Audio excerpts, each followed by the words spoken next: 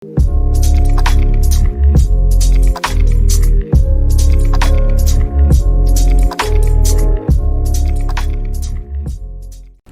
warahmatullahi wabarakatuh. Waalaikumsalam. Salam olahraga. Salam olahraga. Bang Tangsel juara. Oke, sahabat Bang Taja, hari ini ketemu lagi kita. Udah cukup lama nih kita agak vakum ya. Dan ini alhamdulillah hari yang menggembirakan saya, hari yang sebenarnya udah dinanti-nanti oleh teman-teman semua nih yang ada di sini. Nanti saya kenalin siapa yang ada pada hari ini. Jadi Sobat Bang Taja, kalau selama ini kita ngomongin olahraga, kita sedikit ngomongin yang agak beda. Tapi nggak jauh-jauh beda juga, artinya nggak jauh-jauh dari lingkup olahraga.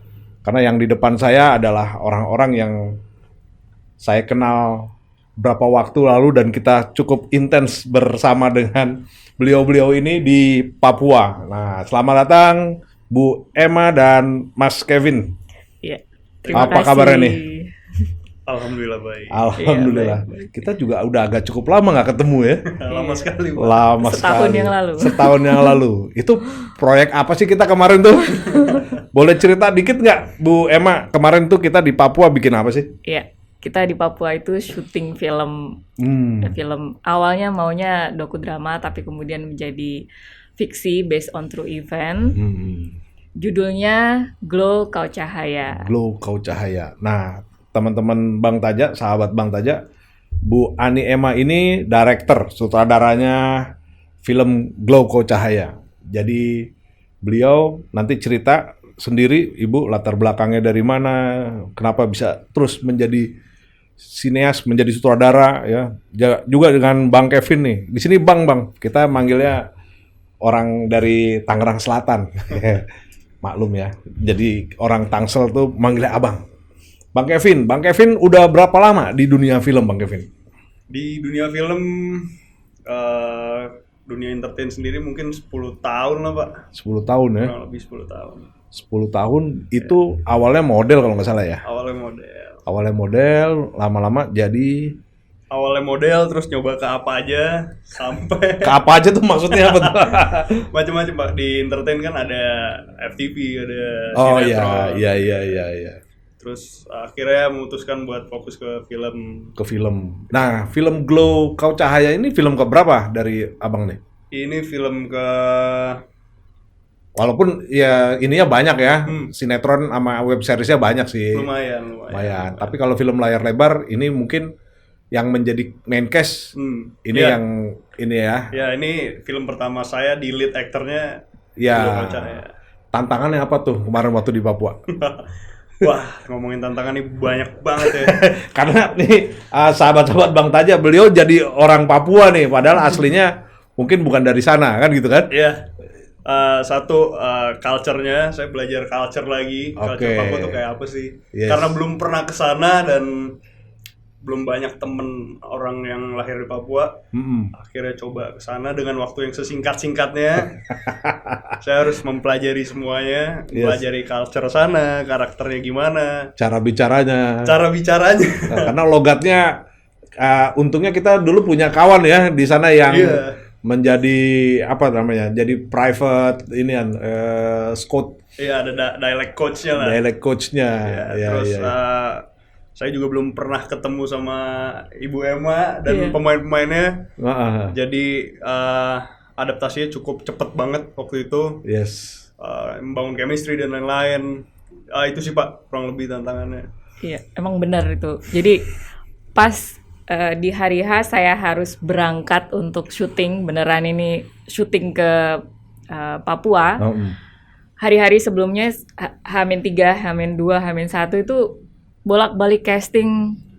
Pemain. Hari-hari Calon-calon pemain. calon pemain Julfri kan, dia main Iya. sebagai Julfri itu nggak dapat, sampai suatu ketika saya nanya salah satu dosen acting saya waktu kuliah film dulu, terus direkomendasiin lah nama Kevin. Kevin ini udah nongol nih, Bang Kevin nih. Iya, nongol. Tapi sebenarnya nggak hanya Zoom aja. Oh, lewat Zoom. iya, waktu itu kita masih di pandemi ya. Pandemi. Masih Oke. masa transisi kalau nggak salah. Masih ya. transisi. Kemana-mana masih colak-colok terus itu ya. Iya. Nah, dari situ?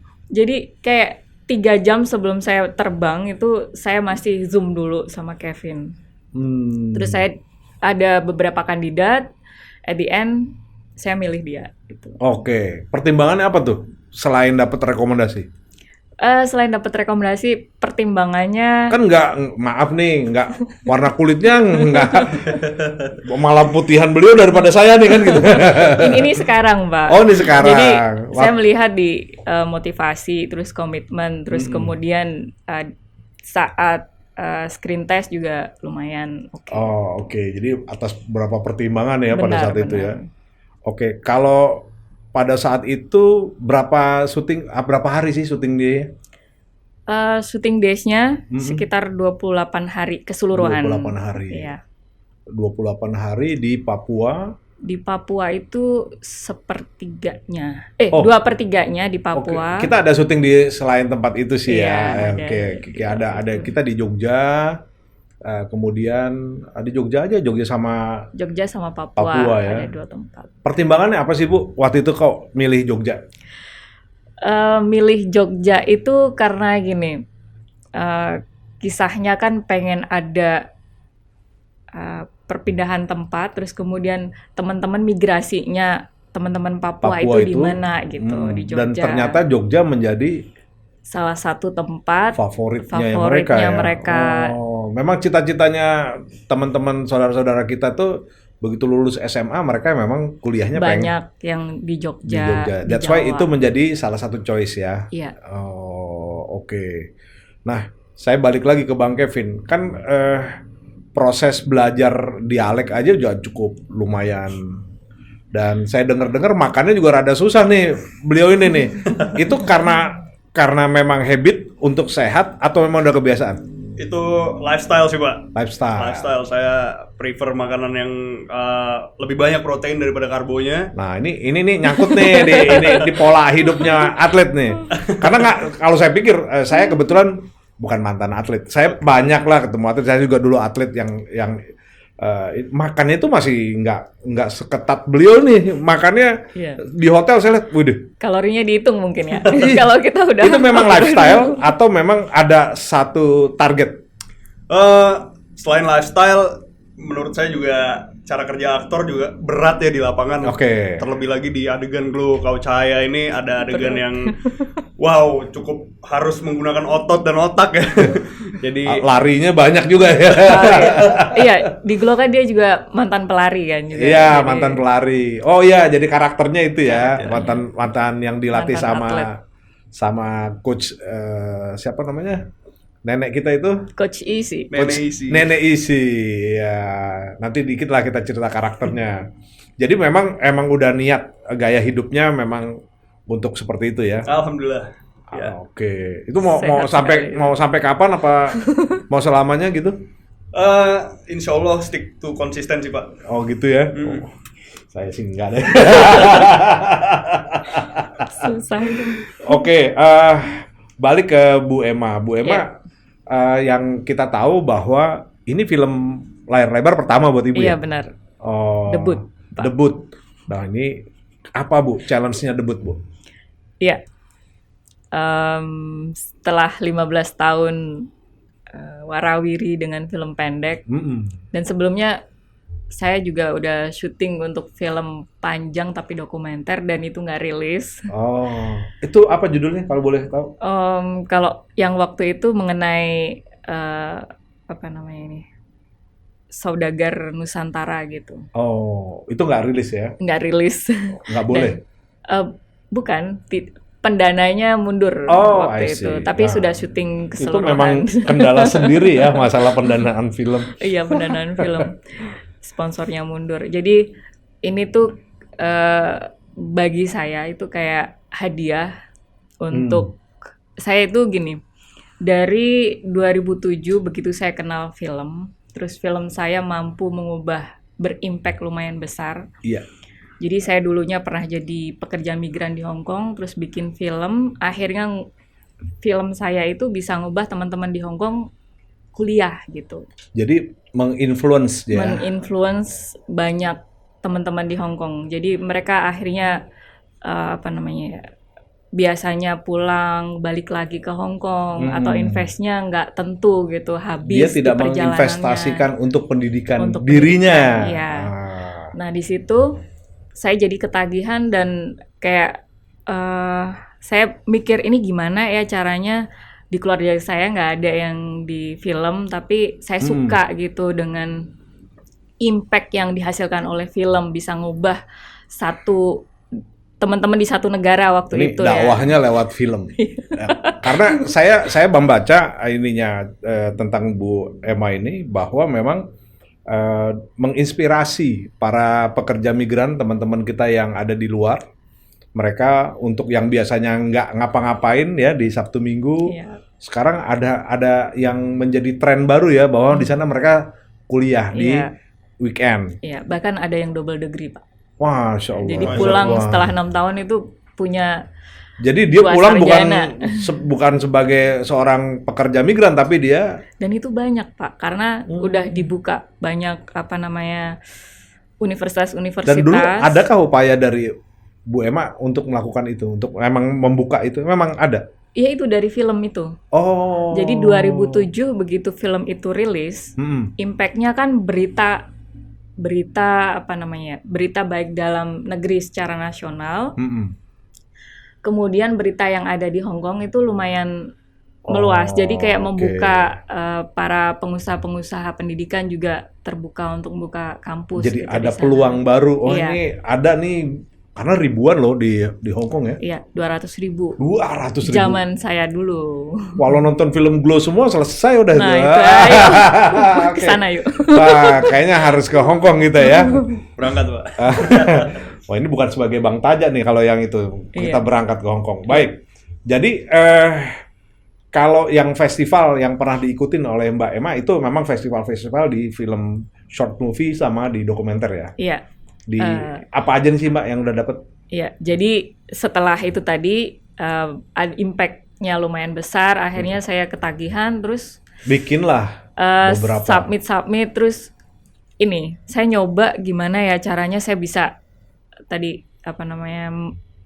ada kesempatan untuk nyutradarain film panjang gitu. Dan itu memang susah banget. Setelah 15 tahun akhirnya ketemu sama produser yaitu Pak Hamka. Loh, jangan disebut. Oh, nggak boleh disebut. Akhirnya ketemu produser. Bahkan saya itu gini, di berapa tahun yang lalu ya, sekitar 8 tahun yang lalu ya, itu saya komitmen nyari beasiswa di film, kuliah film gitu. Akhirnya saya bisa kuliah film di SAE Institute. Itu juga sebenarnya untuk mempersiapkan diri saya, ada nggak sih kesempatan untuk saya ngedirect film panjang gitu. Dan mudah-mudahan ini bukan yang pertama. Iya, semoga setelah ini ada lagi. Setelah ini ada lagi, makanya kita mencoba menampilkan yang terbaik di karya kita yang sekarang ya. Iya. Terus yang tadi mengenai festival film, ya. Dan itu sebenarnya kenapa saya senang banget masukin film ke banyak film festival gitu. Itu karena pengen validasi gitu ya dari film festival bahwa karya-karya saya bermutu gitu. Ini Glow ada rencana di festival kan? Iya tentu saja itu. Ini sebagai produser nih nanya. Karena gini, kalau kita yang melihat sebuah film tadi emang betul ya, impact dari film tuh memang bagus. Makanya kita sih berharap film-film itu yang diproduksi oleh teman-teman tuh yang memang mempunyai kualitas yang ya ada nilai edukasinya lah ya. Dan di Glow ini edukasinya kira-kira ada nggak nih? Oh itu kental. Apa sih nilai edukasi yang paling ini apa?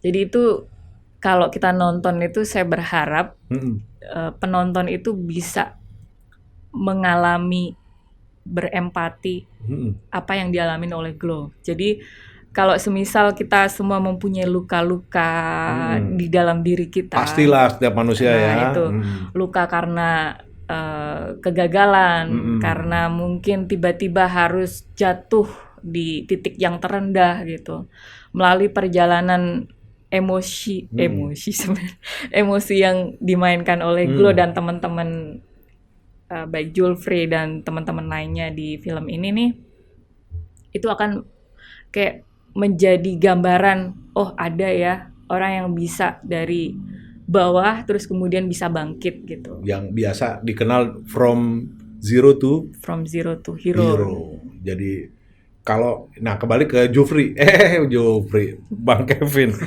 Dulu waktu jadi Jufri itu kan ada beberapa temennya nih kan, temennya tuh ada siapa aja tuh si Mama tuh namanya jadi siapa ya? Ido. Ada si Elisa. Nah, kalau sekarang nanya masih kontak-kontak kan nih sama orang-orang itu? Masih alhamdulillah. Masih sama ini juga sama Gloria juga masih ya, sama Tatiana ya. Masih. Ya mudah-mudahan masih ini. Nah, kalau ngerasa nih habis biasa main sinetron, biasa web series, yang beda kalau di film layar lebar tuh yang bedain apa sih? Sebenarnya mostly hampir sama sih, cuman ruang lingkup yang lebih gede aja dengan kru yang lebih banyak. Ya, definisinya lebih banyak lagi, divisinya ada lebih komplit. Terus kita juga ngerasain waktu reading dan lain-lain. Iya. Kalau di web series atau sinetron mungkin nggak begitu banyak ngerasain tentang itu ya. Iya. Experience-nya nggak kurang lah ya gitu. Iya, terus ngebedah soal naskah tuh lebih detail lagi. Yes. Udah gitu culture juga banyak banget ya di film Glow ini. Ya. Bahasa dan lain-lain banyak sih perbedaannya. Ya, jadi memang karena semuanya bukan baru ya, karena semuanya ini menumpahkan di Glow ini kita bener-bener, karena buat saya pribadi ini juga artinya pertama as a produser yang sebenarnya itu ya baru film ini gitu, artinya oh ternyata challenge-nya gini ya, ternyata kita punya challenge di distribusi nanti gimana, wah ternyata wow luar biasa, emang industri ini memang harus benar-benar serius ininya, dan mudah-mudahan sih ke depan kita bisa berkarya yang lebih bagus lagi. Kalau dari Pak Hamka sendiri gimana perasaannya nih? Hostnya pindah. Oke. Gimana? Ini kan lama banget loh Pak, dari setelah syuting sampai mau menuju rilis ini. Yes. Waktunya panjang sekali. Gimana nih perasaannya sampai akhirnya wow akan tayang nih? Ya terus terang memang ini perjuangan ya, artinya perjuangan kita untuk bisa merilis film ini cukup panjang. Lika-likunya dengan entah itu dengan pemerintah provinsi Papuanya gitu ya, dengan PB Peparnasnya, kemudian kita juga dengan yang di sini yang menjualkan film kita. Ini memang ada suatu materi, ya ini kan hidup selalu belajar kan. Ini ada materi pelajaran baru memang buat saya. Artinya, oh baik, tapi balik lagi hampir sama dengan film kita, bahwa dunia ini kita nggak boleh sendiri, dalam arti pertemanan baik itu dari orang tua ya, kedekatan emosi, kemudian juga kumpulan dari teman-teman yang satu circle, itu memang sangat luar biasa. Karena terus terang kita bisa tayang itu juga karena bantuan dari banyak teman-teman. Ya, ada teman-teman yang ternyata temannya ini, temannya itu, wah temannya itu bisa. Nah itu ternyata buat saya, wah memang bener ya. Balik lagi ke cerita awal bahwa film kita itu, jadi memang dukungan dari atau support system itu memang sangat penting. Kan kita cerita di film itu juga gitu kan? Iya. Oke. Terutama karakter saya. Iya. Oke, baik. Ini menarik banget teman-teman sekalian. Mungkin untuk lanjutnya kita masuk ke yang kedua. Oke, kita break sebentar.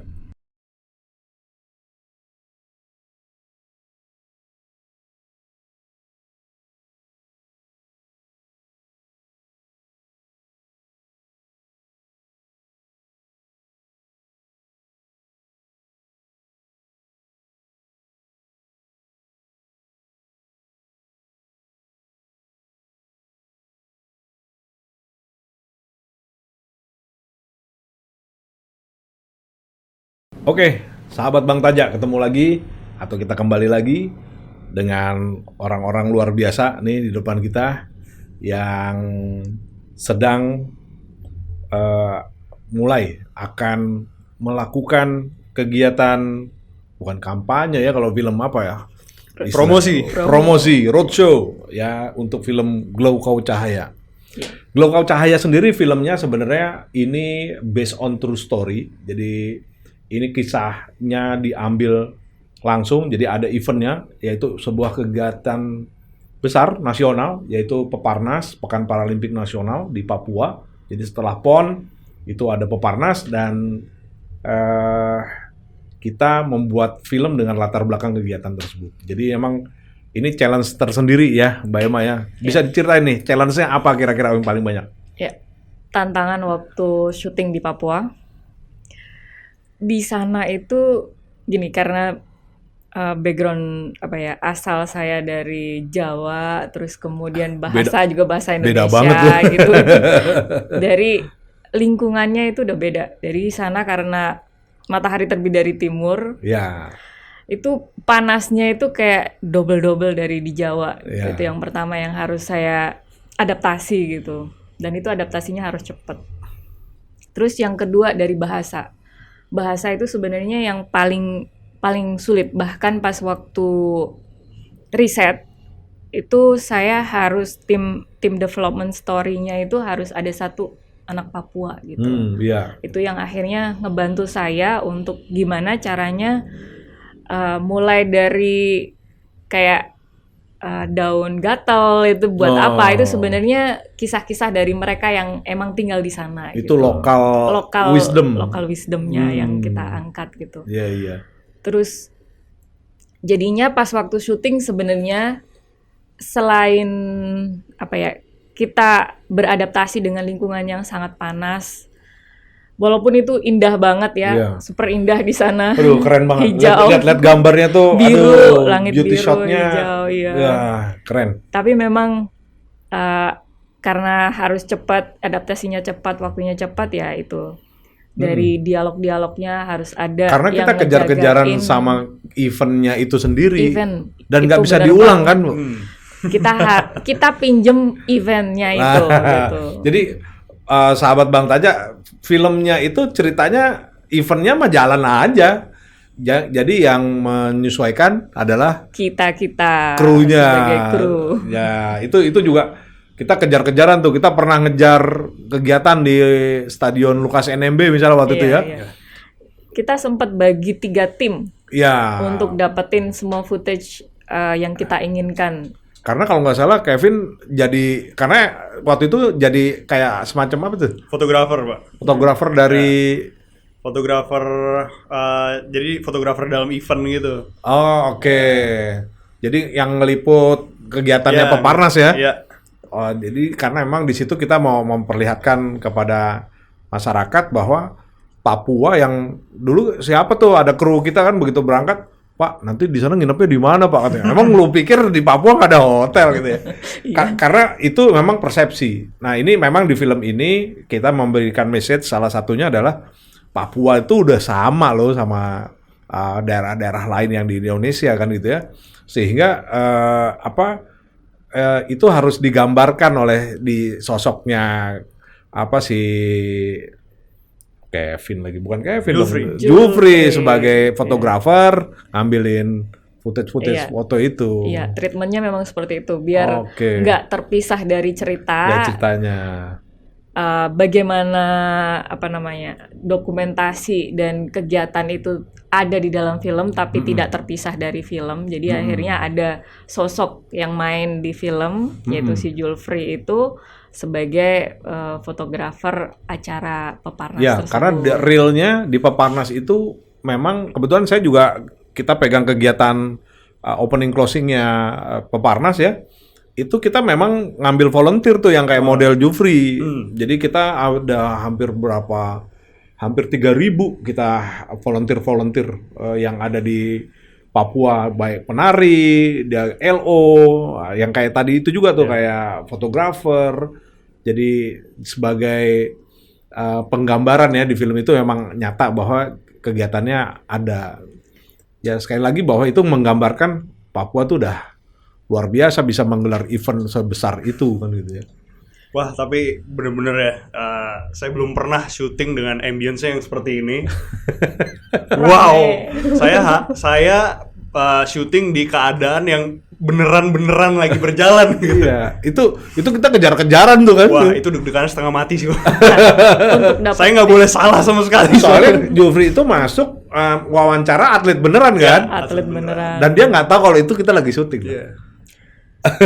Terus ini ada satu yang menurut saya gemsnya film ini tuh ada 1000-an ya Pak penari latar yang itu beneran yang live performance-nya Live. mereka Dan kita nggak boleh hilang momentum ya. Ya itu. Wah itu memang PR banget tuh kemarin saya lihat teman-teman, karena saya mohon maaf saya harus menghandle acaranya yang film jalan sendiri lagi, itu memang iya, asik lah itu ya. Itu beneran Aduh, yang Bapak asik, saya effort deg-degan banget. Deg-degan banget. Iya. Apalagi si ini ya, main cast yang kita yang perempuan ya, Iya. Tatiana tuh. Tatiana. dia harus masuk kan ke Iya, dalam rombongan. itu kita susupkan loh. Iya, itu bisa masuk dalam rombongan arak-arakan Dan beneran, dan sebagai beneran kontingennya sebagai kontingen Papua. dari Papua. Jadi itu juga alhamdulillah pada saat kegiatan itu baik pihak PB, pihak NPCI emang kasih kita support yang luar biasa sih. Karena tadinya juga saya terus terang saya yang deg-degan kan, karena itu acara opening closing juga saya yang pegang, film juga saya yang handle. Ini gimana caranya si main cast kita masuk sebagai atlet, karena memang digambarkan seperti itu. Iya. Tapi bisa berjalan dengan sangat mulus, luar biasa itu. Luar biasa lah.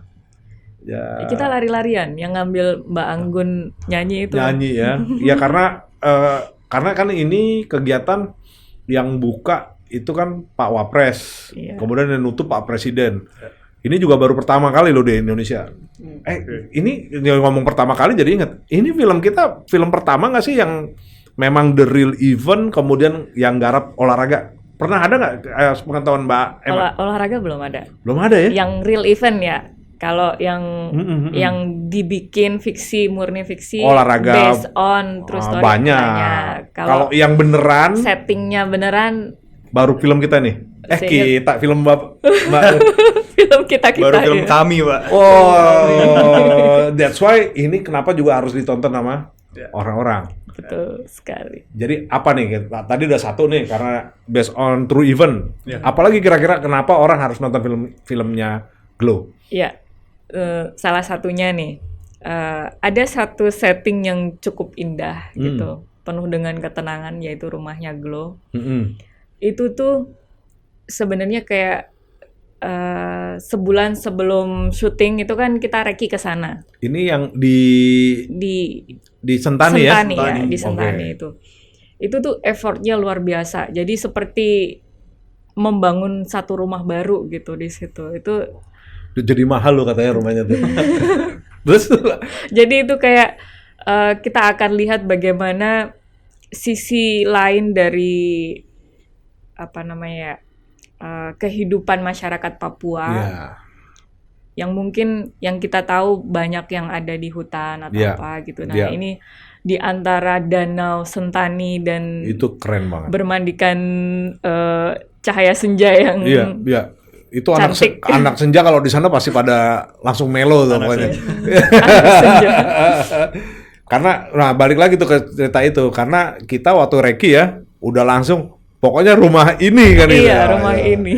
Itu rumahnya emang antik. Jadi emang itu ya sekali lagi kita bekerja dengan maksimal ya, tapi tetap saja campur tangan Tuhan yang Maha Kuasa itu ada. Salah satunya penentuan tempat lokasi kita ya, ya Bu ya. Benar. Itu memang sangat, kalau secara film itu tempat itu emang keren banget itu. Iya. Keren, walaupun banyak anjingnya, saya agak takut.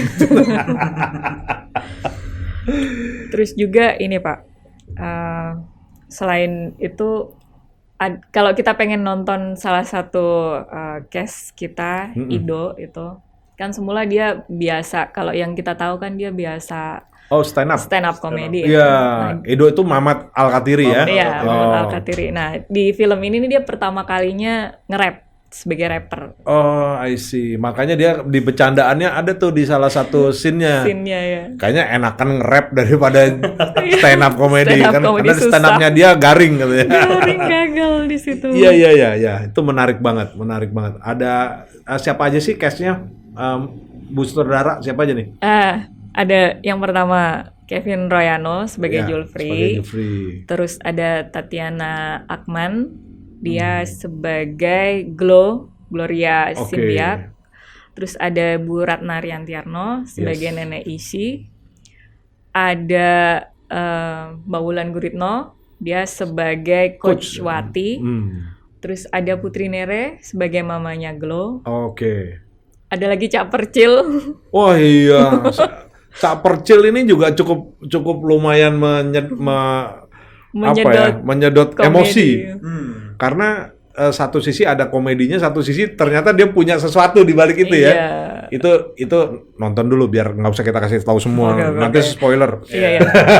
Ada ini stand up comedian Dani. Oh iya, Aditya. Dani Aditya, Mas Dani. Itu dia katanya pertama kali main film di film Glow ini. Oh, Masya Allah. Jadi ini kita Banyak yang pecah memberikan telur.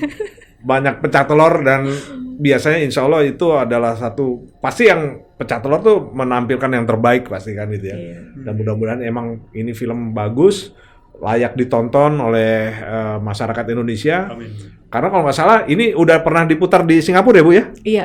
Apa Bu responnya Bu? Wah, responnya itu luar biasa. Jadi yang semula kan kayak saya ketar-ketir, ini bisa, kalau pembuat film itu ini bisa nyampe nggak ya apa yang mau disampaikan gitu. Ternyata responnya luar biasa. Jadi Oke. dari Saya dengar semuanya merekomendasikan untuk nonton film lagi, ini. iya. Karena Oke. buat mereka itu kayak kembali lagi mengenal diri sendiri gitu. Terus berpikir lagi tentang kehidupan yang mereka alami. Ketika mungkin mereka ngalamin sekarang ngalamin yang kayak udah paling menderita di dunia. Ternyata ada. Dengan nonton film ini tuh, oh ada ya. Karena kan ini kisahnya ada sebagian based on true story. Nah, Jadi itu yang mau saya tanya Bu. Itu memang benar ya, kisahnya sebenarnya ada kisah nyatanya ya? sebenarnya ada kisah nyatanya, Oh. tapi kemudian kita dimodifikasi, kita ambil beberapa Berarti cerita sebenarnya yang itu paling based on true story juga untuk tokohnya ya sebenarnya ya. Iya, Itu kisah tokohnya. yang Ibu observe emang itu beneran ada ya. itu beneran ada. Jadi itu yang bagaimana kita di sini bangkitkan lagi. Tadi itu ya karena peran keluarga dengan peran dari circle pertemanan. Jadi tapi jangan salah pilih temen juga kan gitu ya. Iya. Itu juga. Oke, ini keren banget nih. Jadi sahabat Bang Taja sebenarnya sekali lagi mohon maaf tidak kita lepas dari olahraganya karena film ini juga bercerita tentang berlatar belakang sebuah event olahraga ya, dan yang kita gambarkan ini Glo ini adalah atlet renang ya Bu ya. Iya. Atlet renang dan ininya juga Julfri-nya juga mantan atlet pelari. Jadi emang masih relate lah sama Koni. Jadi jangan disalahin nih Bang Tajanya. Tapi sekali lagi saya mengucapkan terima kasih banyak. Jadi saya senang banget sahabat-sahabat saya bisa hadir di podcastnya Koni Tangsel, dan kita juga punya rencana nanti rencana tayangnya kapan Bu? Tanggal 9 Maret 2023. Tanggal 9 Maret 2003. Don't miss it ya, semuanya harus nonton, semuanya harus hadir. Rasakan betapa tadi pressure di saat syuting ya, kenapa juga gitu ceritanya, itu semuanya harus ditonton lah. Kalau nggak nonton nanti nggak nyampe ya, rugi.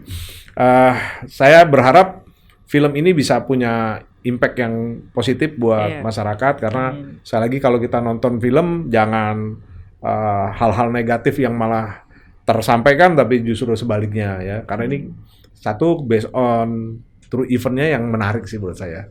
Jadi keren banget. Baik, sebelum kita akhiri perbincangan yang luar biasa dengan sahabat-sahabat kita ini, saya mau berterima kasih buat mitra kita yang sudah membantu dari JNE, kemudian dari Premier Bintaro, dari BPJS Tenaga Kerja, ini Airin, air mineral. Kemudian ada Siliwangi, bolu kukus, nanti boleh nyoba ya. Ini rasanya recommended, enak banget. Kemudian ada teman-teman dari Rudy Project, ya, Tangsel Pos, kemudian Tangsel Tirta Mandiri yang sudah selama ini membackup dan membantu kita dalam kegiatan-kegiatan kita di KONI Tangsel. Saya lagi terima kasih Bu Emma, Mas Kevin, thank you sudah hadir. Next kita ketemu lagi dalam waktu dekat. Dan di Tangsel, di Tangsel kita akan ada acara nobar ya. Ada nobar dan ada talent yang akan hadir, juga dengan sutradara yang hadir, dan mungkin insya Allah akan dihadiri oleh pejabat-pejabat dari Pemkot Tangsel. Jangan lupa nanti kita akan ketemu di Bintaro Exchange. Tanggal 12 Maret rencananya. Mudah-mudahan bisa terlaksana dengan baik dan lancar. Baik, sekali lagi thank you sahabat Bang Taja. Sampai ketemu lagi. Salam olahraga. Bangga Tangsel juara. Bangga Tangsel juara. Oke.